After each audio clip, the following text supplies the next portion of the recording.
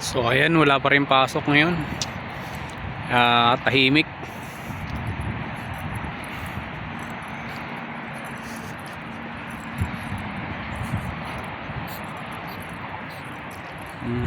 Panggabi ulit tayo ngayon.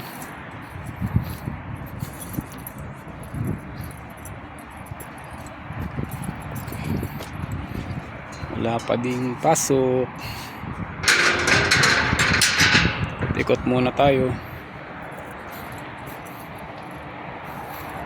Actually sila yung walang pasok, kami meron pala.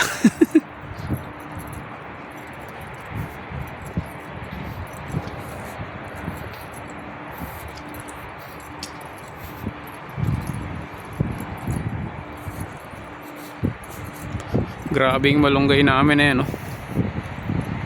Ubusan ng dahon.